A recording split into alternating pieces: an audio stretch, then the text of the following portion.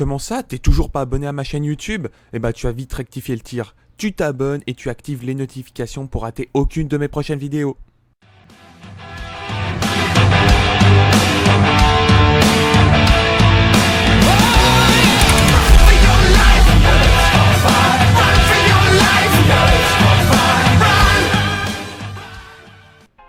Hey, salut les gens, salut tout le monde, salut et tout, comment allez-vous? Écoutez, moi je vais super bien.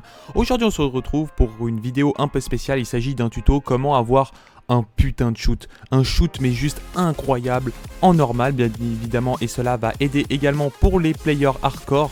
En tout cas moi je suis un player hardcore et c'est vrai que cet exercice m'aide beaucoup. Et le but ça va être tout simplement d'aller en partie locale, alors pas privé parce que ces derniers instants le parti privé bug énormément. En fait quand j'ai voulu lancer une partie privée des bots, j'ai fait 10 parties pour voir, il n'y avait jamais un bot, donc j'ai dû partir en local selon les conseils de Légende. Donc Légende, merci à toi pour ce petit conseil. Et ce qui va se passer, c'est que vous faites une petite partie, etc. sur Nuketown contre des bots, vous les mettez à 200%. Et vous jouez avec n'importe quelle arme, etc. Et vous allez voir que votre shoot va être radical. Mais quand je vous dis radical, ça va être radical. C'est un putain d'exercice qui va vous entraîner d'avoir un putain de bon shoot, de bouger, de savoir vous déplacer, etc. C'est un putain d'exercice que je vous recommande. Et en plus de ça, vous allez voir qu'après avec le Tempest, je sais pas si on va voir ça maintenant, quand je vais lui balancer un coup de Tempest, et en fait ça va pas le tuer. Ça va lui faire hit marker. Donc en plus ça va vous améliorer carrément avec des spécialistes, comment devenir putain de bon, etc. À jamais faire d'erreur en quelque sorte. Le but c'est pas de faire d'erreur, parce que quand vous mettez 6 adversaires en vétéran, je peux vous dire que c'est quand même un peu plus compliqué que si tu les mettais en deuxième classe ou une connerie du genre, tu vois. Si tu les mets en vétéran et en plus 200%, tu n'as pas le droit à l'erreur. Il faut que ton shoot soit parfait, il faut que tu sois capable d'enchaîner tes adversaires très rapidement. Et pour le multi sur du Nuketown, marcher sur les murs, enfin bref, tout le tralala. Je pense que vous avez vu pas mal de tutos YouTube comment bien jouer sur Nuketown. Ça va vous aider à fond. Le but c'est pas de dire ouais je vais claquer la nuque du premier coup, etc. Non, les premiers exercices tu vas faire ça, etc. Tu vas avoir l'habitude et tout. Et le but c'est essayer de faire un maximum de kills le plus rapidement que possible. Là j'avais fait ma première game, je crois que je sais pas en combien de temps je l'avais fait, peut-être en 2 minutes, etc. Donc c'est pas trop mal. En plus c'était la première fois que je le faisais. Maintenant je le fais à peu près tous les jours cet exercice.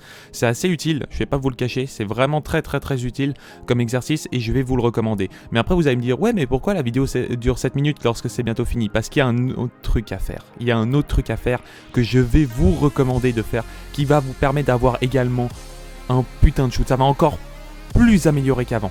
Encore 2 fois plus. Et vous allez me dire ouais mais comment c'est possible, etc. C'est pas possible. Si tu t'améliores déjà du shoot, comment tu peux encore améliorer cela? Il y a encore plusieurs manières.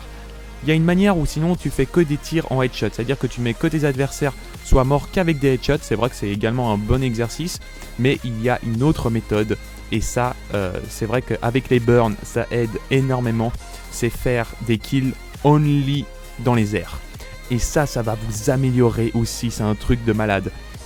Quand les gens me demandent ouais mais comment ça se fait que tu réussis à enchaîner hyper bien tes adversaires, etc. Dans les airs et tout, eh ben c'est de l'entraînement. Vous entraînez de chaque fois faire des kills dans les airs. Vous allez voir que le deuxième exercice c'est faire que des kills à peu près dans les airs. Chaque fois je saute. Si je suis à terre, j'arrête de tirer, je tire pas du tout, autant mourir, etc. Sinon c'est tricher. Le but c'est vraiment que vous soyez dans les airs et que vous fassiez un maximum de kills dans les airs et que vous fassiez pas vraiment d'erreur. Voilà, le but c'est vraiment que vous fassiez pas d'erreur.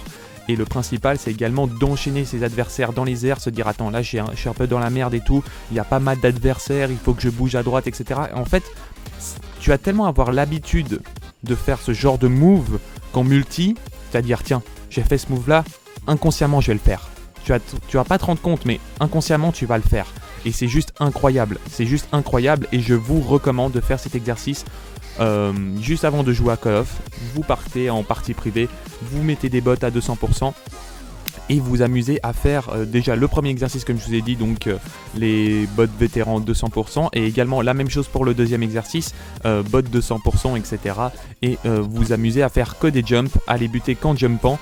Et sinon, comme je vous ai dit, vous faites un troisième exercice, vraiment, mais alors celui-là il est assez compliqué, c'est faire que des headshots. Et sinon vous pouvez encore augmenter la difficulté, c'est que vous mettez headshot plus only jump. tu fais only des jumps. Et après, si tu réussis, bah, tu peux faire encore mieux. Tu peux faire juste only 360, je sais pas, des petits trucs comme ça qui vont encore t'améliorer niveau du shoot. Parce que c'est vrai que niveau du shoot, etc., tu peux aussi également t'entraîner à faire des turns. Et oui, les turns, ça s'entraîne les gens. C'est pas juste comme ça du premier coup, tu dis, oh, je vais balancer un turn. Non, il faut avoir un putain de bon shoot. Faut savoir comment bouger, etc.